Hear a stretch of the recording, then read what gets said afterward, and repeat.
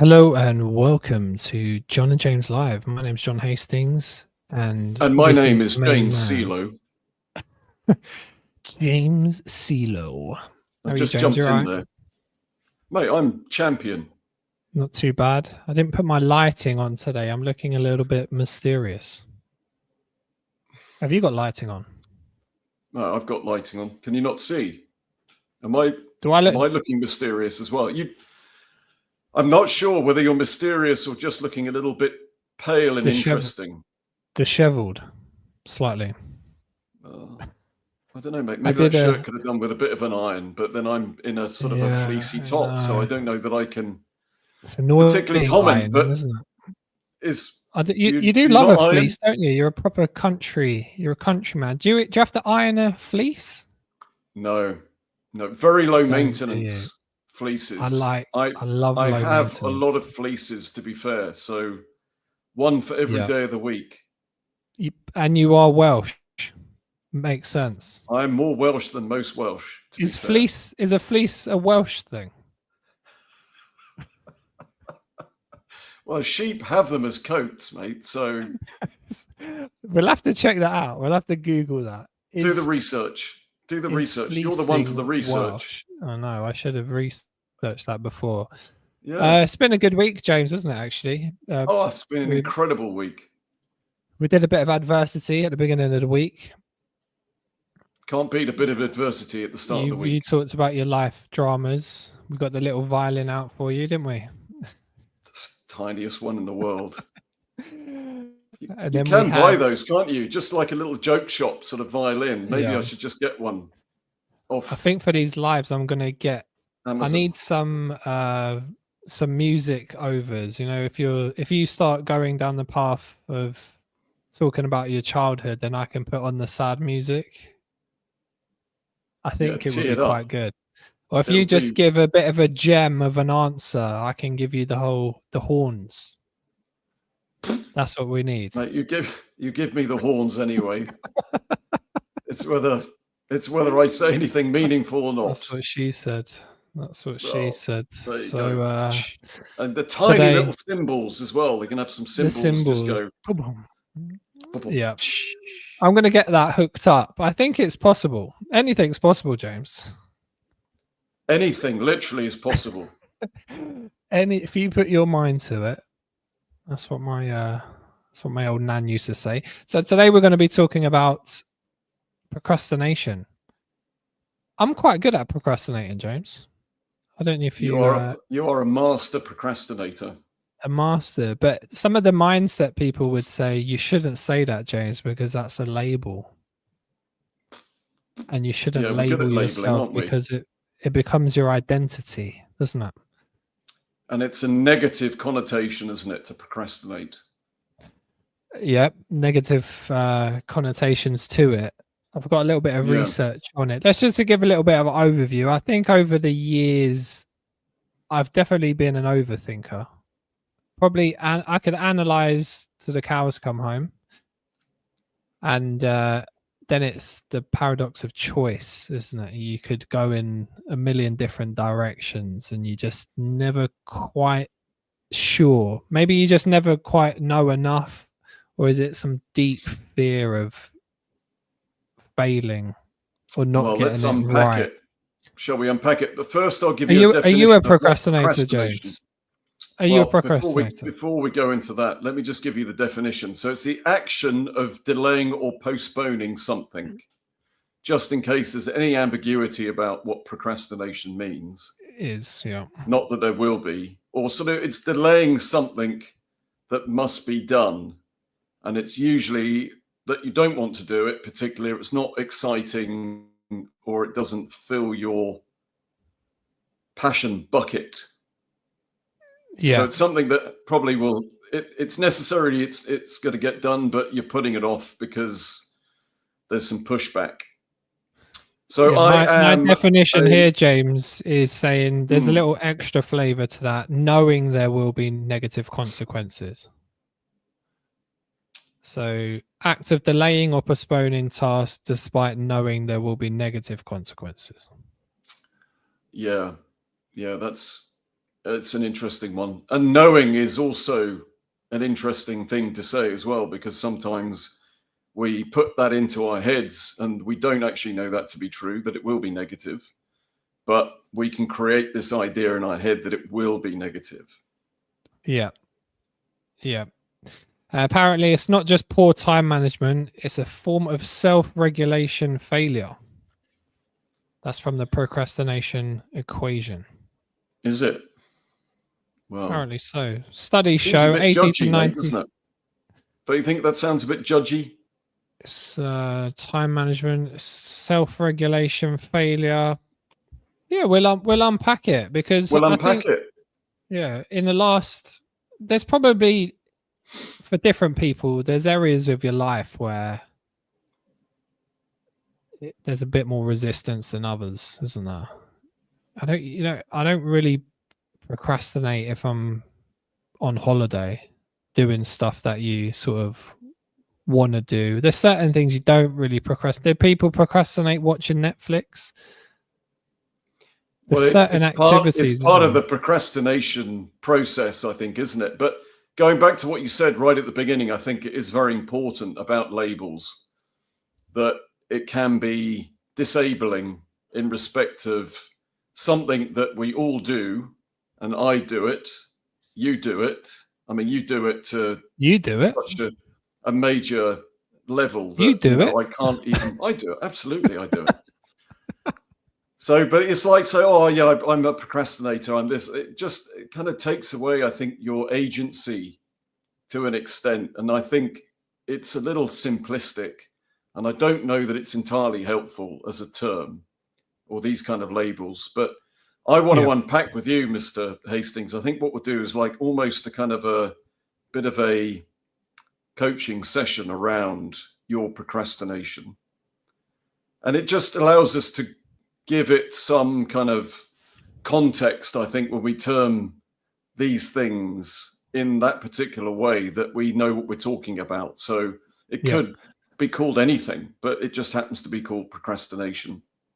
And why should we listen to us, James? Because in the last 2 months since we met and decided to catch up, we've gone from not posting on LinkedIn, or posting maybe once every 3 months, to going for it this year. And the results have been, for us, we've had over 500,000 impressions, 300,000 people reached.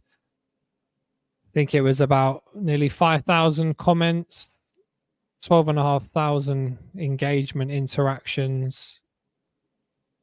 It shows you, when you do take action, the results. Something comes back, doesn't it? Yeah. So that's more than 10 years. That's more than the previous 10 years. Well, I want to ask a series of questions around this. And where would you imagine, we're not going to go into huge amounts of detail, but where would you imagine this sense of self around your procrastination? Where do you think that comes from? And what does procrastination mean to you? What are the emotions behind it, the feelings when you've got to do something? You know you've got to get it done. Yeah. What is it that you have as that overriding feeling, emotion around that process? So first question, where do you think it emanates from? Is there anything that you can put your finger on, you may or may not be able to, where you can remember feeling like, I'm creating a lot of resistance to this thing that I know I need to do? Yeah, I think I admired people who are decisive. So when I admire something in somebody, it's normally because it's a part of my character that I want to evolve. So I like people who are action takers. I like watching those type of people who are just, you think, oh man, they're always doing something or just making stuff happen, and they seem to not think too much. They're more in the being and the doing, aren't they? And I know you can be an extreme, sometimes those type of people need to slow down, and they can't relax, and it's, it becomes their superpower, becomes their weakness, and the sort of vice versa. Mm-hmm. But it's sometimes a good way to see where you need to evolve yourself, especially if you've got triggers in that area. But I think personally, for me, I would say a lot of it comes down to maybe a lack of safety during childhood, that feeling that you have a stable base. And then from that, every decision that you do when there's no safety net feels like it's the most important decision in the world, because you feel like you just can't afford to fail because there's no mum and dad to run back to. That's where I think it comes from, that fear of not having a platform. So you're trying to get the decision right first time, when we sort of know logically that you need to fail forwards, and you're probably not going to get it right a lot of the times. And it's the actual experiencing and doing that creates the answers and the momentum to actually figure it out, like doing a bit of a puzzle. But that initial fear ends up being a self-fulfilling prophecy, because your worst fear ends up becoming your reality, because you don't do anything and then you are in trouble. So it's like you're damned if you do, you're damned if you don't. So I think it's getting to the point of, if you're backed into a corner in my past, that's normally the time when I'm able to just stop thinking and actually just start doing and moving forwards. And it always feels good, doesn't it, James, when you start to just do something. It doesn't even have to be right, it just has to be moving. Tiny step towards that goal can be incredibly rewarding. So let's go back to the kind of the fear element. You mentioned fear there, and the kind of stability and the safety aspect. And you also talked about looking up to people who seemingly, let's say on the surface, were very able to make decisions and were successful in doing that. Okay. So you were looking up to people like that and wanting to emulate that behavior. Did you believe in yourself that you were capable of that? Or was it this kind of unattainable ideal that you just couldn't achieve? No, I always probably had a delusion, or a sort of illusion, that I could easily be that person, but I just wouldn't necessarily put enough steps together to actually build up some momentum. So I thought it was possible, but then it was. But you use the word delusion. So you use the word delusion. Yeah, it probably is, unless you probably in a delusion that you think you could be something huge, but you're not even taking step one. Okay. It's like you're not even off the base yet, and you're thinking you start comparing yourself. It's like, I don't know, having a guitar and being a singer, and then you're thinking you're going to be Michael Jackson within a week. I mean, that type of delusion, when reality you haven't even sung in public, that type of thing. So it's, I would say maybe a little bit of that entitlement in myself, but then again, not taking the steps to build enough momentum to fail forwards enough. And I think that was really what sort of, I think it holds a lot of people back, doesn't it, James? Because most of the time when you start, the feedback is pretty poor on most things you do, isn't it? Yeah, there's little, I guess, to give you that incentive to keep going forward. Sometimes it is tumbleweed and crickets, isn't it? Yeah. And there's a belief there of knowing what you're doing is going to result in some kind of success or whatever that looks like for you is the belief, a fundamental belief that this action is going to create that outcome. Yeah. And I think there's potential if you don't believe that, then you'll not continue on that course, which kind of makes sense, doesn't it? It's like it would be counterintuitive to do something and like starting on the start line of a race. When you talk to athletes and successful athletes and they say, you know, what's going through your head at that moment in time and you're on that stage, it's like, I'm going to win this race. And if you don't start on that line with that belief, then it's pretty much guaranteed you're not going to win. You're not going to do it. Yeah. So it's the intentionality. It's not a bad thing, you know, but it's that going back to the kind of the delusion and having a realistic belief in yourself to say that I can do this. I mean, it's like, again, going back to the sporting analogy of not being sort of 6'7" and think you're going to be an amazing basketball player. If you don't have the physical attributes to be great, or put the practice in, it's very likely not going to happen. It's not going to happen. So there are limitations on that, but it's like, if you don't even begin to go, this is something that I want to move towards, then it can be really hard to achieve it. So how can you create a incredibly attractive outcome that's going to make you want to move towards that? So it's like moving away from pain and moving towards pleasure. So going back again to you on those moments and when you know you've got to do something. And even we've had these conversations like, well, you know, have you done that yet? And there's an expectation from me and you haven't done it yet. Talk me through that pushback or that not having done it and what that emotion brings up in you. I think it's more of, there's like a hierarchy of priorities probably in my mind. I was personally always the one to get my coursework in last minute at college, whereas, you know, some of my friends were the opposite. They had to get it done early, otherwise they just couldn't function mentally.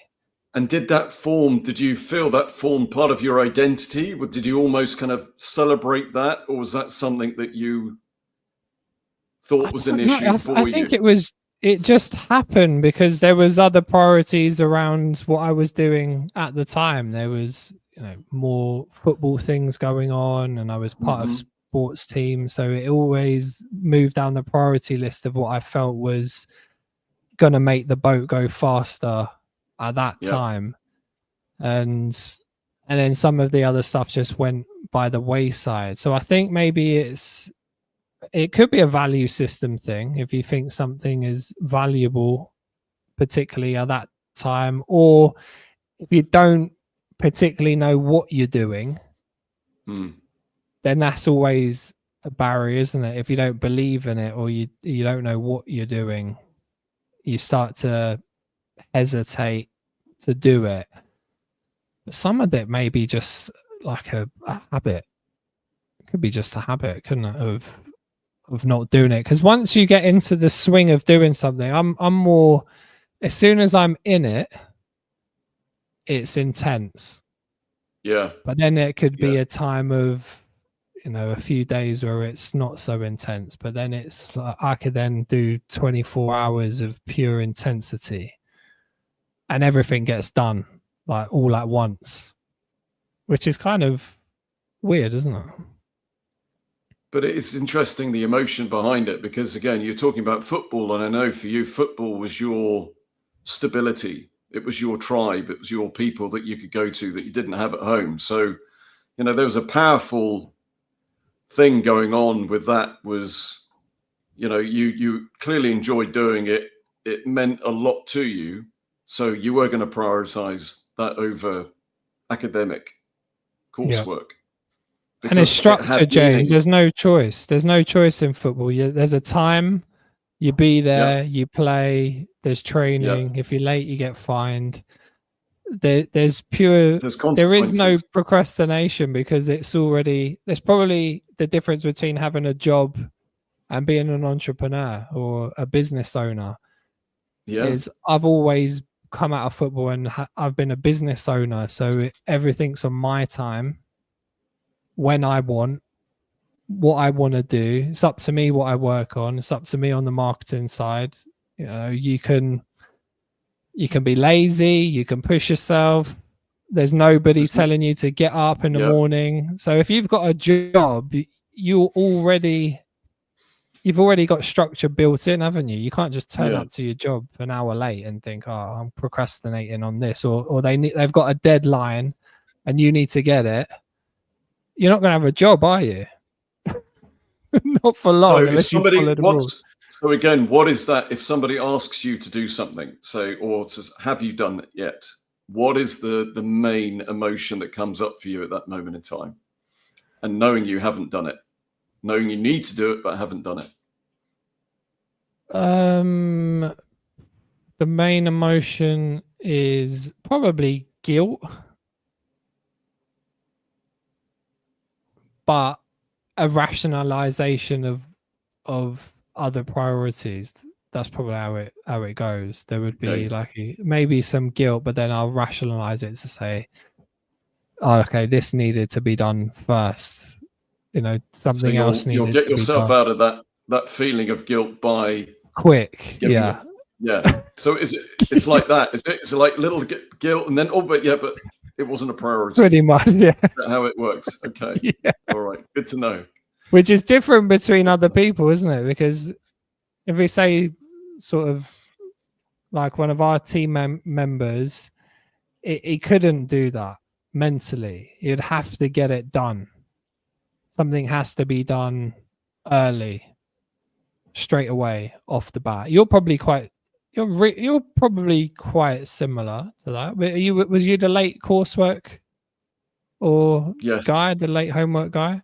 So I would have to set myself a specific goal and a reward when I completed that. So, I mean, at university, I'd have sort of like mates coming, knocking on the door and saying, "Oh, you're coming out?" And I'd had an assignment to hand in that following day.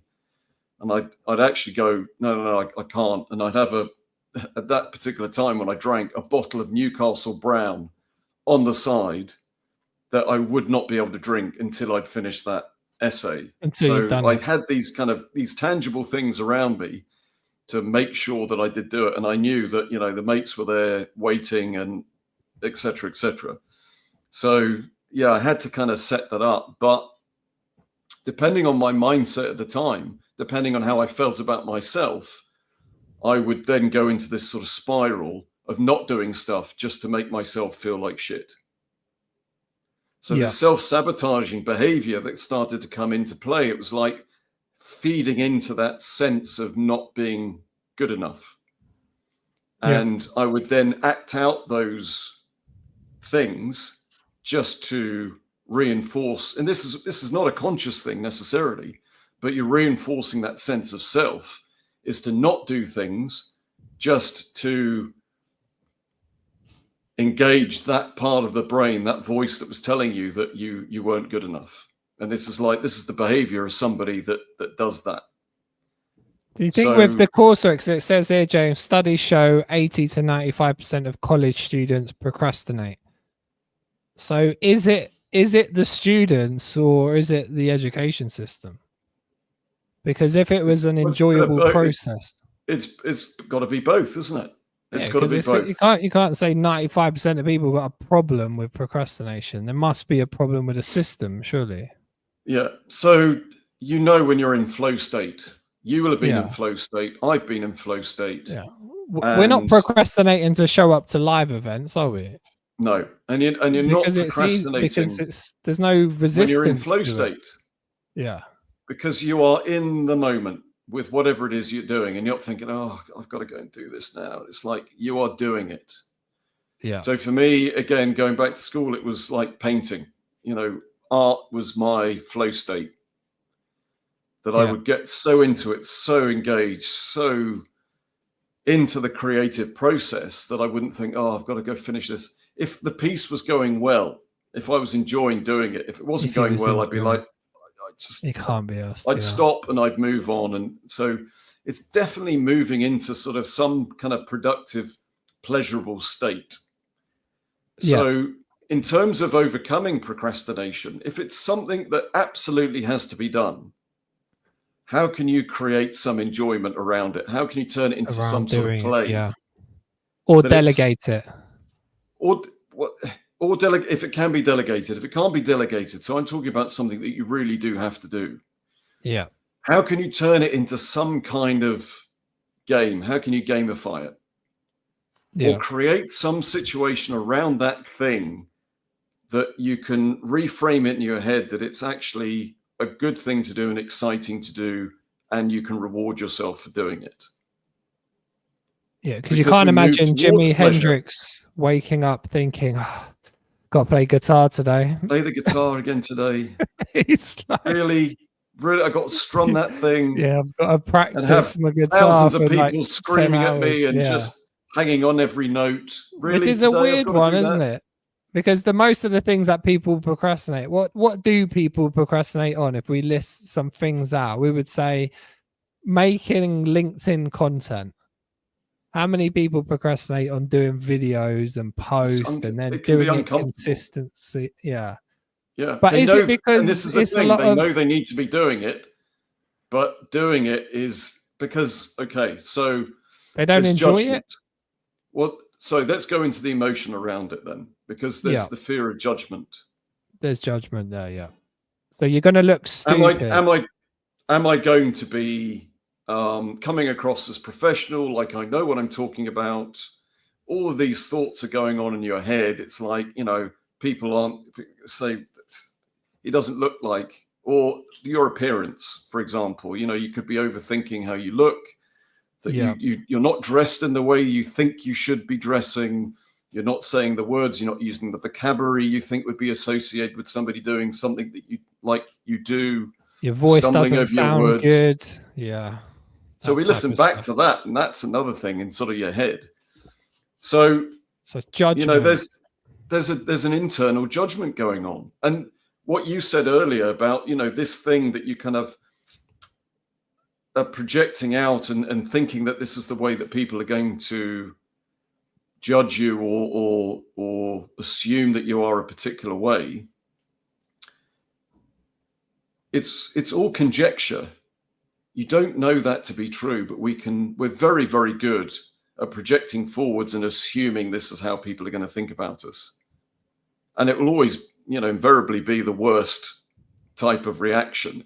It's rarely it's going to be like, oh, well, this will be really enjoyable. Everybody will be smiling, listening to me talk and engaged and hanging on every word and all that, unless you're delusional. Yeah. But that's an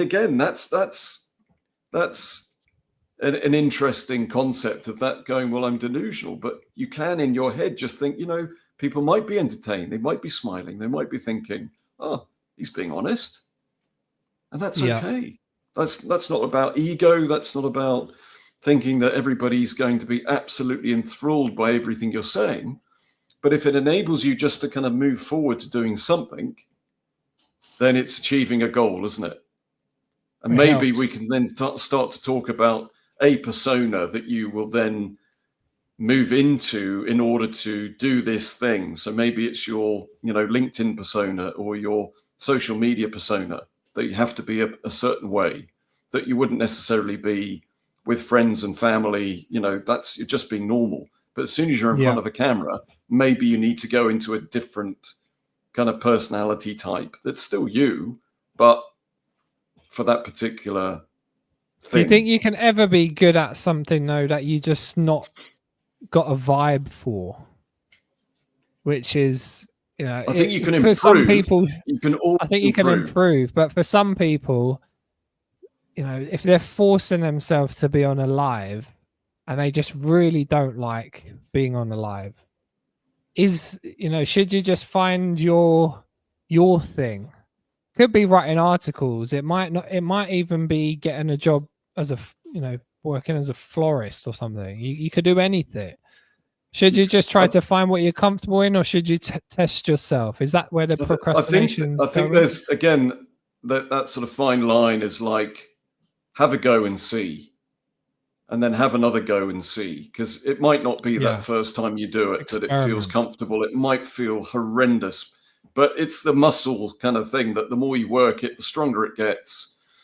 Learning a new skill, like learning to drive. When you first drive, you're awful. I mean, God, trying to figure out what you're doing with your hands, what your feet are doing. Then you've got to look, and it's just. I failed twice. Like, I passed on my second time, but it's like anything like that. It feels really weird to begin with, and some people it's like a duck to water, and you just you go into it, and it's not an issue for you. But after a while, if it still feels like that first time of getting in front of the wheel and trying to drive, then it's possibly time to go, you know what, this isn't for me. And that's okay. And that is all right. That's okay. It took me sort of probably about 20 years of having a guitar before I learned to play it. I had it, and I just didn't have the time to do it, to actually sit down and have your fingers hurt, to have not a clue what you're doing. Everything sounds bad, feels bad.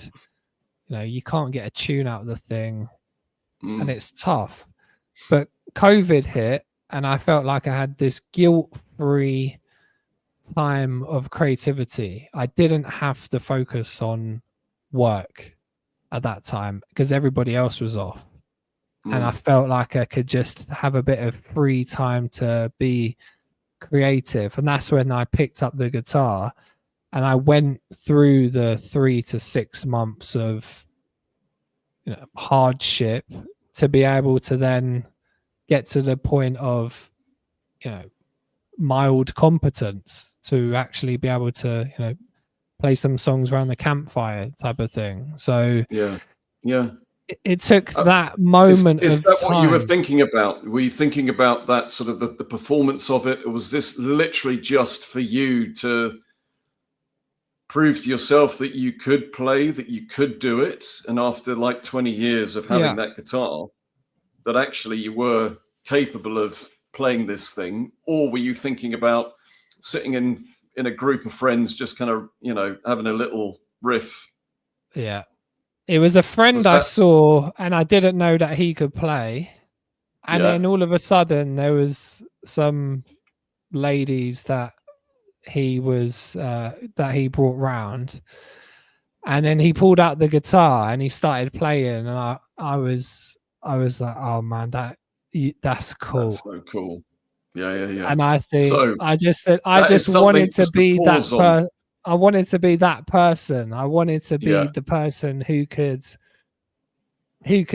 play. I love music anyway, but seeing that was a bit of a thing. Like I want to be identified as the person who is who can make decisions, who can play a musical instrument. So we've hit on something. We've hit on something right there. So I think we just need to take a moment. It all comes down to women. It's the incentive, isn't it? It's like there has to be a powerful reason why you would do something. Yeah. And it doesn't come much more powerful than that, does it? In terms of we said this before we came on, didn't we? I said, if you had running a business and it was an orphanage, and every morning those kids need you there at a certain time, they don't get fed unless you're there. Yeah. Are you going to procrastinate on doing it? I don't fancy you probably would, but the average person I'll spend another 3 hours in bed, because those orphans, they'll be all right. You can rationalize that fasting's good. You wouldn't. It just wouldn't come into it, would it?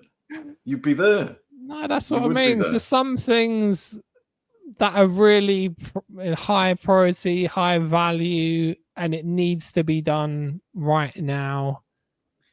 But that could tie into a sense of higher purpose, couldn't it? You would do things like that. That orphanage example would be something of a higher calling, wouldn't it? So that kind of ties into lots of other things, but certainly that accountability piece is huge, isn't it?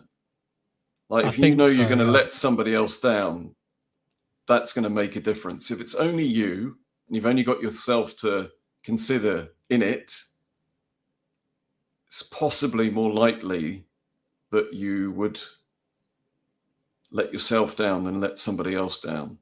It's a dangerous one, that though, isn't it? The carrot and the stick type of scenario, because it's like, are you being pulled or pushed? You know, Yeah, which one are you going resentful? For? Yeah, are you doing it for something could you become external? resentful of that? As soon as that external thing's not there anymore, would you just stop? Unless, but if it's like a vision or a dream of yours to actually, this is what you do, this is what you identify as.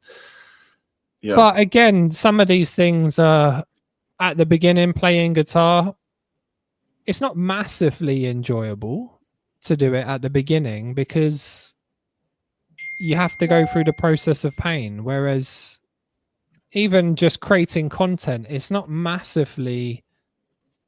as enjoyable as when you've got a lot of engagement. But you can't just expect to have engagement off the bat or be able to play music off the bat, can you, James? And that is that point of understanding and having a vision of the future, maybe even having a delusion. Like a lot of sports stars think, man, I'm the best in the world, and there's nothing there saying they are that, but they believe it, and then but then they know that they're going to have to go through this challenging path, and they don't give up, type of thing. I mean, what is fundamentally what is going to get you through the practice and the pain in the fingers and the, you know, the awkwardness with where your fingers go and trying to figure that out, and the ache that you're going to get in your hands, I should imagine, after sort of practicing, and unless you've got a goal like that where you're going to attract women, I mean, it's like, you know, you would potentially give up, but because you've got and I didn't think about it as attracting women, James. It definitely wasn't about attracting. It was about looking. It was something about the music and the identity of looking cool or being. I just like anybody who speaks multiple languages, anybody that can play a musical instrument. It just inspires me.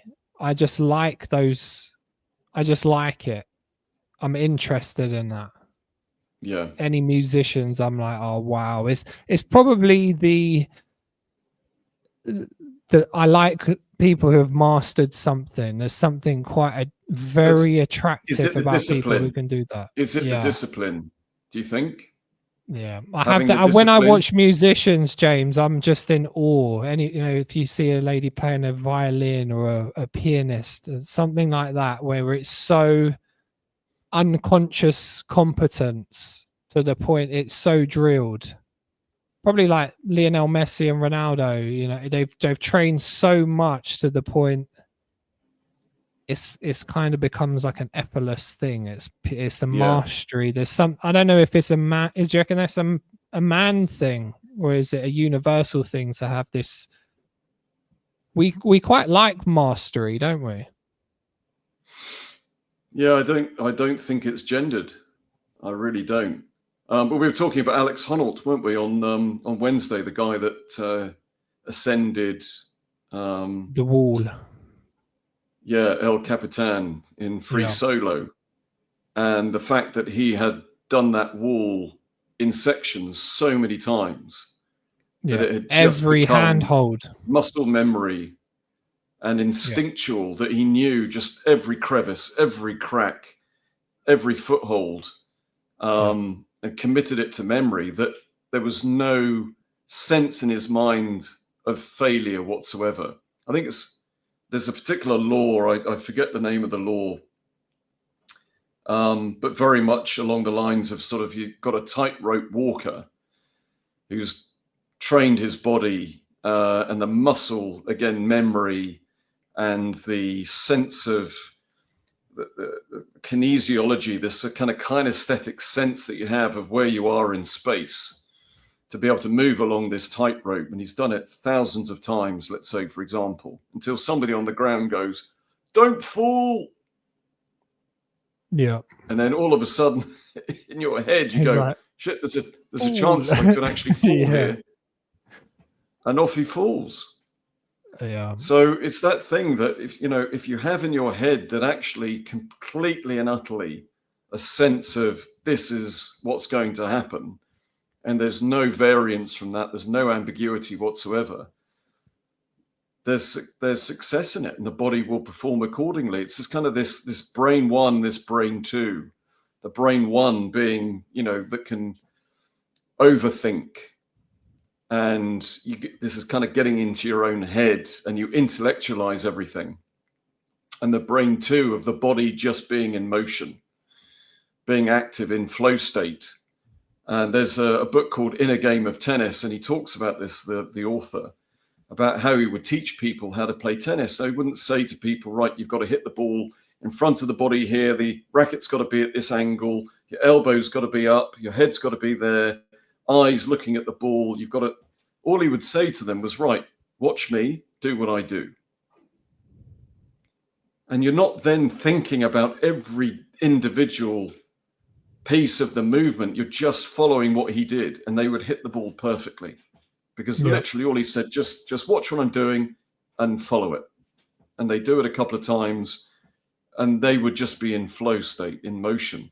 As soon as we get into the head sometimes, everything tightens up and you start to overthink. You then become into this kind of perfectionist mode. We haven't touched on perfectionism because that's another term that usually gets associated with procrastination, is that we're so focused on doing this thing perfectly because of the inner fear and the judgment and the shame and the guilt that we don't do it at all. We don't, because it's not going to be perfect. I can't put it out into the world because of that fear of how people are going to think of me.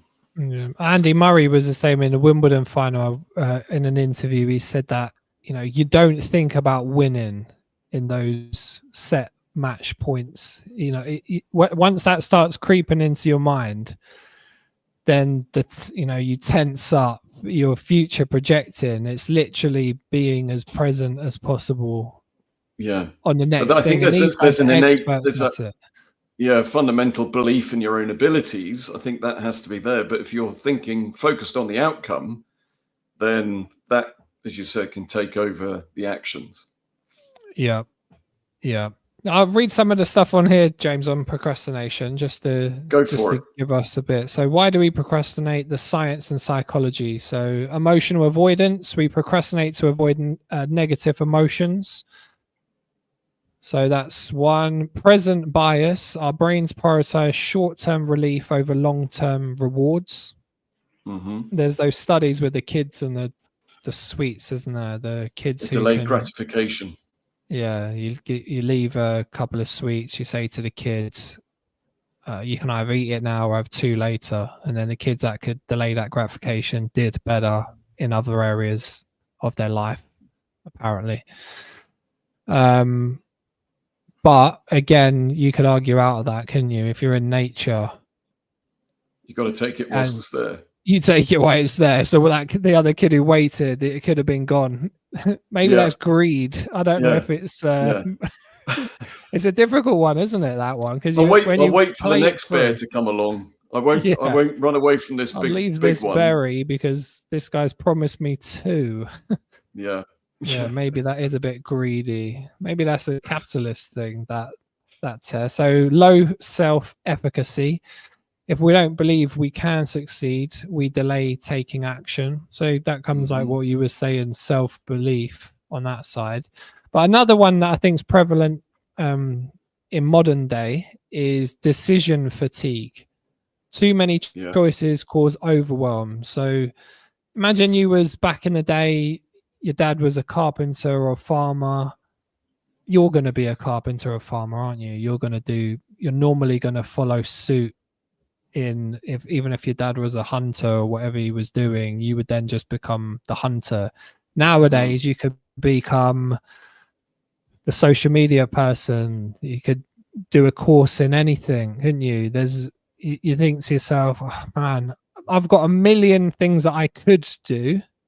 do I do the thing that I enjoy? Do I do the thing that makes the most money? Do I find a balance in between? Do I find the job that's at home? Do I find a job that's far away but I enjoy more? Is the commute better? Is this? But there's like so many options now, isn't there, where you could drive yourself insane. I know the book, I think it's called Paradox of Choice, where he talks about buying a pair of jeans, and even though the jeans are better than his previous jeans, he doesn't maybe feel they're better because there are 20 other options that potentially could be.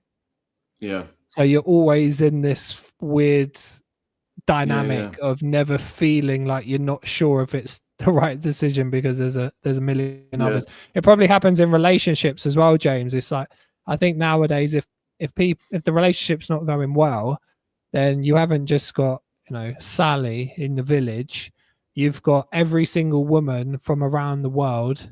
Not saying every single woman's going to like you. Well, for you, James, they would, but for the average man, potentially not. But your options for men and women are just a lot more, aren't they? Because you can go onto an app and there's millions of people on there. So it's a paradox of choice. That's absolutely right, mate. Absolutely right. But what I always do, James? well, it certainly can be. It certainly can be, and that kind of overwhelm. But I think in any of these situations, it's like, oh, I haven't done it. I haven't done it. Okay. So rather than going like, where you're a piece of shit because you haven't done it, beat yourself up and have somebody else beat you up, it's like, well, okay, let's just look at what the emotion is around the fact you haven't done it. So that's one thing. But actually going ahead and doing it, what is the resistance to doing it? And I believe it's the thinking about that and sitting with that. Well, why am I pushing back so much? Why have I not done it? And your default will probably go because I'm somebody who procrastinates, or I'm not good enough, or I'm not worthy of success. From if this thing has sufficient kind of weight attached to it in terms of an outcome, that can be tricky. But like actually sitting with the reasons why you're not doing it is key. And being honest with yourself and saying, what is it? Immediately, I'm feeling fear. Okay, I'm feeling fear. So why am I feeling fear around this? Asking yourselves, why? You know, why am I feeling the fear? Okay. So I'm feeling fearful. Is actually fear? Well, I'm feeling probably some judgment there as well. So what's that judgment? Where's that come from? It's making me feel a bit insecure. And I'm, you know, thinking that perhaps I don't know what I think I know. And just unpacking that, there'll be lots of layers. So it won't be sort of just there nicely packaged on the surface. There'll be all these kind of layers coming down. And it's just a series of whys, I think. So why am I feeling that way? That will then lead you to the root cause. And then you start to say, well, okay, but then what if I did this? What would that feel like? That would feel okay. And then maybe if I did that, what would that be like? Yeah, no, that's okay. So you're going through and then kind of coming back this loop of taking yourself in a different trajectory just by asking a few questions rather than going, well, I'm going to go distract myself and do something else. Yeah. Just go, well, and when you keep digging that way, James, sometimes it ends up, you keep digging and then you end up at a point of like the meaning of life. And then you're sort of thinking, nobody knows what they're doing. Nobody knows really why they're doing it. We can do. What's it about? We can only do. Yeah. And that might be the answer. Well, that might be the answer, that actually it's not worth doing. After thinking about maybe it, that is. Yeah. Well, it's not actually worth my time. Yeah. And that's okay. And then you go, oh, great. So I'll go and do something that is. And that sense can kind of get that momentum going, a little bit of excitement of saying, well, shit, I shouldn't have been doing that anyway. So that was a wrong course for me. So actually me thinking that I was rubbish by not doing that, I shouldn't have been doing it in the first place. Yep. Or you just allow the pain of staying the same to become greater than the pain of change. Well, And you just allow it to evolve, whether it's the narrative. relationship that goes, it gets so bad that you have to make a choice to do something about it, or your financial position gets so bad that you've got no other choice than to do something, or you hate your job that much that you are now, you can't take it anymore. And some people, I think that's probably quite natural for humans to go towards familiarity and comfort, but it's not until you're actually forced to do something. And that's where I feel for sometimes, that sound weird because I'm from a council estate, but I feel for children who are sometimes more well off and they've got more options and expectation. They've got options and expectation. That's quite a hard place to be in. Well, that can be disempowering as well. Very. Because, the urgency possibly isn't there. Yeah. But, that can lead to deep psychological issues that, the abundance is there. They've got all the opportunities. I see it time and time again, like under the fitness industry. If you've got somebody with a gym at home, so they've got all the equipment. It's, it's a nice place to go and work out. Literally sort of a couple of paces out of the bedroom, and they still don't use it. Yeah, it's on eBay within like a couple of months. And it becomes the most expensive clothes horse known to man. And it's there staring them in the face on a daily basis. And because they've gone out and bought this equipment thinking that is going to be the answer for them. And they've had it installed and, maybe they'll use it for the first couple of weeks. And then all of a sudden, I haven't used that now for 3 or 4 months. And then the judgment starts to come in. It's like, well, geez, it's there. It's literally just there. And I still haven't. How shit am I as a person that it's right there, that I've got the money to go out and buy this stuff and I still don't use it. It just serves as another layer to kind of fill. And again, that kind of gets into the psychology of thinking, I've got no excuse and I'm still not doing it. And you're still not doing it. Yeah. That's a bit of a mind bender, isn't it, when it gets to that point? And I get it, exercise is not necessarily natural. It was a byproduct of doing other things in the past. To actually just work out and waste energy for the sake of, getting fit in the future is quite a weird thing to actually do. But it does remind me of the environment side, James, in terms of we're in this attention economy now, aren't we? So it facilitates a procrastination, or it facilitates some type of sedation where it wants to distract you. People's attention spans are dropping and you're being sort of, is it cajoled into some type of addiction? Coerced. In terms of there's a coercion there, isn't there, onto a screen where even you could say it's a live thing on a screen. We're sort of coercing people to watch these lives, but this is happening en masse everywhere, whether it's apps, Netflix, social media platforms. So you're really swimming against the tide, aren't you? You have to try and set yourself up, what I say and you say, to win as much as possible. So people like who was the guy who started Apple, the one who died? Steve Jobs. So he used to wear the same thing all the time. It was just one decision that was out of his head. Like, get rid of all useless decision making. I just wear a black t-shirt and trousers. I'm not thinking in the morning what I have to wear. I eat this for breakfast at this time. Knowing that you will have decision fatigue, it's basically how can you decrease the amount of repetitive decisions that you have to make that really are not going to help you move forward. So you do have a little bit of mental capacity to either be creative or do something similar. But how can we overcome that environment? Because we are in it, aren't we, James?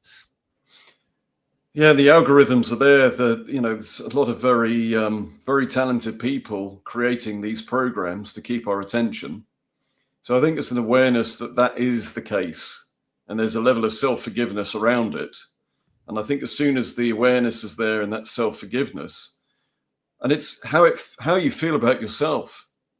It fundamentally comes down to how you feel about yourself. If you feel that you are not worth achieving, moving forward, or, you know, whatever that looks like for you, and it's not about monetary or, you know, whatever success is, but, you know, that sense of self and fulfillment, if you don't feel you're worth achieving that, it's going to be very hard to do it, like I said right at the beginning.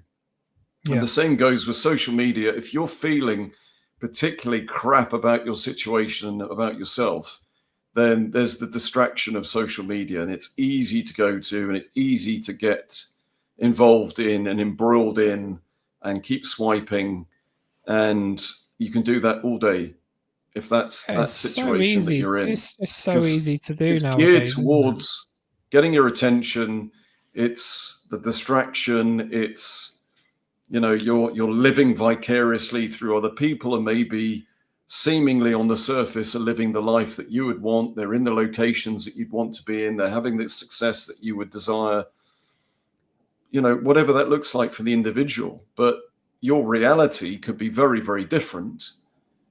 But it's almost a self-flagellating way of engaging with that. It's a weird kind of concept of doing something that would cause you more pain, but in the moment it feels like dopamine. Feels good. Yeah, that brings me to the dopamine stuff. So if we go with the neuroscience of this, and plus I'll just go through the science-backed stuff on procrastination. So it says, is procrastination a trauma response? Studies suggest procrastination can be linked to childhood experiences. It says authoritarian or critical parenting leads to fear-based avoidance and perfectionism. Mm-hmm. We've got emotional neglect can result in difficulty regulating emotions, leading to avoidance behavior. That's Dr. Gabor Mate on the myth of normal. We've got fight, flight, or freeze response. Chronic procrastinators often experience a freeze response to perceived stress. So the childhood trauma side is quite interesting with procrastination, isn't it, on that side? And then we've got the neuroscience of procrastination. Amygdala hijack. Amygdala. Is that how you say it? Amygdala. When a task triggers stress, the brain prioritizes short-term relief, avoiding the task. So that's one part. Then we've got dopamine and instant gratification that we just spoke about there. That's pretty much a lot of what social media is doing, isn't it, James, on that side? Social media and distractions provide instant dopamine, making long-term tasks feel harder. And then we have, lastly, the prefrontal cortex and executive function. So weak prefrontal cortex function makes long-term planning harder. And that is from Heatherton and Wagner, 2011. Yeah. So yeah, that's some of the sort of science behind the old procrastination on that side. Yeah. And then we've got sort of relatively new diagnoses of ADHD. You know, a lot of research, so much research coming out around that in regards to, you know, decision making, goal setting, executive It's not function. going to be a surprise, is it, if ADHD skyrockets these days? You would expect it. You know, we're inducing it on scale. There's no way you can be adults on average are on, you know, 8 to 10 hours average adults and kids on the screen and not think that's going to have some long-term impact on your psychology. It's just impossible, isn't it, whether that's happening. But in terms of quickly, James, we'll go through building better habits for practical techniques on this one. So on the ones that I've found on, this is just a ChatGPT one. So we got build better habits, practical techniques, 5-minute rule. Tell yourself you'll work on the task for just 5 minutes. Often starting is the hardest part. I know Alex Hormozy says that. He says, you know, 5 years of procrastination can be overcome within just starting. You'd be surprised if you literally just start, you're 90% there. And I think it's the same with these things that we're doing, isn't it, James? Yeah. Going back to what I said earlier about this projecting into the future or creating an outcome in your head is invariably far worse than the reality. So actually starting is not going to be as bad as you possibly think it's going to be. But you can build that barrier up as big as you like in your head, but the reality is often very, very different. It's hard though, isn't it? That first, video you send out. But you got to choose your business model, or picking a niche is the one, isn't it? Picking a niche is an absolute. And I think again it comes down to where you're at life, in terms of how you feel about yourself and, dare I say it, ego, etc., etc. Just going, you know what, I'm going to do it, and I don't care. Yeah. You still care. So saying you don't care is not the thing, but it's like you don't care so much that it prevents you from doing it. And attaching to the outcome, there's very little attachment to the outcome of just going, this is possibly more for me than for anybody else or anything else. Yeah, you can learn something. I know this is good. I know this is good for me. So let's keep doing it. If I feel it's good for me, let's just keep doing it. And a lot of business, that's what I like about Silicon Valley and places like that. They are a failure culture. It's a fail forward culture. Where they start is where they know that they're probably not going to end up. So they got the word pivot, haven't they, in the tech industry. So they'll try, test, find the market, product market fit. And they thought they was going to be one thing. They end up being another. Yeah. And people are pretty forgiving. I think we don't give people enough credit for actually going, you know what, it's scrappy, it's not polished, and that's okay. I quite like the fact that it's not perfect because I can relate to it and I can be forgiving of it. I think if you're trying to be something you're not, then people are less forgiving around that you're pretending to be something that you're not actually that thing. And you're going to get found out pretty quick, I think. But if you're trying to do good and it's not going to be perfect to begin with, and you're working on it and you're iterating and you have that desire to make it better, people will forgive you for it. And you realize that no one really cares. I think people There's are too busy as well. People are too busy in their own world. They're not sitting there on a Saturday afternoon thinking, oh, I wonder how John and James feel about the direction of their live shows. I doubt I must make a note of that. I'll create a little that post folder. James did 2 weeks ago. I'm really thinking about how he looked in that. Pop that in the spreadsheet. Just you realise that under the it's column hard enough of getting emotions. Attention, isn't it? Let alone worrying about what people think. Like, you could stand maybe naked. We just need to get much. over ourselves, right? Yeah. You realize that people don't really care. But some of these other things you can do, temptation bundling, what you did with your coursework at university, pair an enjoyable activity with a difficult task, listen to music only while walking.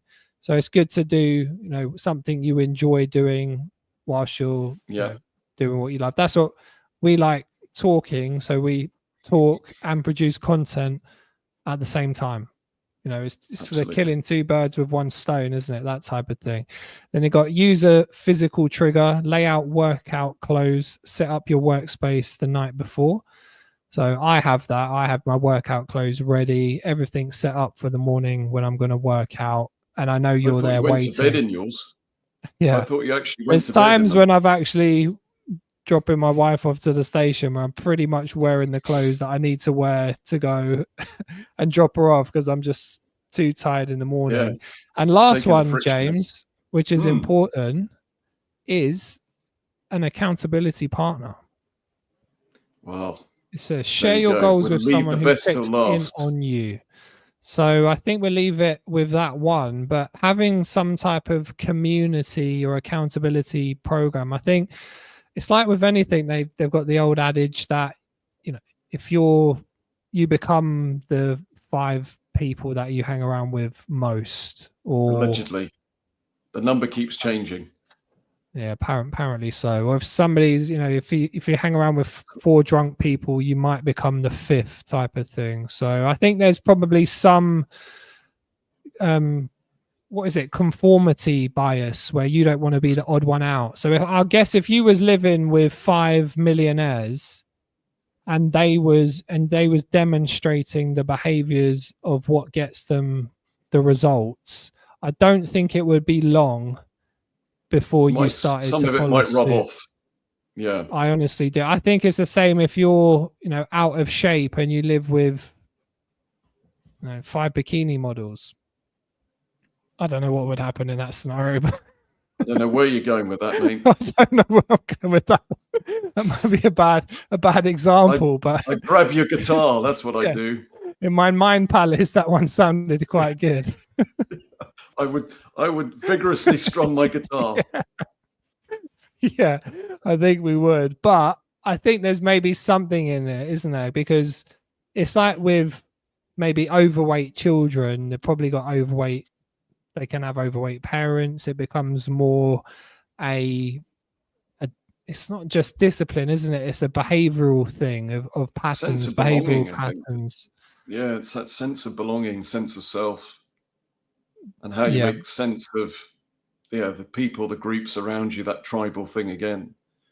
It's fitting in, I think. Yeah. It's not wanting to be ousted from the tribe. Would a Nike say, just do it? That's probably why that tagline is pretty red hot, isn't it? It's it will go down in history as one of the best taglines anywhere. Yeah. Always easier said than done, but eventually, I just trust that people are on their own paths.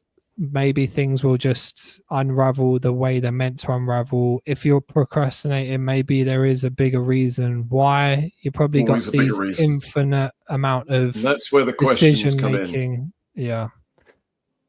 Try, if you can, just don't dismiss it and say, this is me, this is my personality, I procrastinate. Try to ask yourself some questions as to why you're feeling that way about this particular thing. And if you don't ask yourself the questions, just ask us, James, and we'll be happy to we'll give you the answers. Them. We will tell you, just follow us and do the opposite. You'll be very successful. That's the mate, that's a great way to finish. Let's end it there. We'll stop there. Okay, James, well, have a lovely weekend. Thanks everybody for a great week with all the interviews this week, and we'll be coming at it next week. We've got some big things in the pipeline with programs, courses, and it's pretty exciting, new guests, and it's just the beginning, James. So everybody have a lovely weekend. Stay safe. Bliss. Okay. Take care, James. Thank you, mate. Bye-bye. Love to all. Ciao.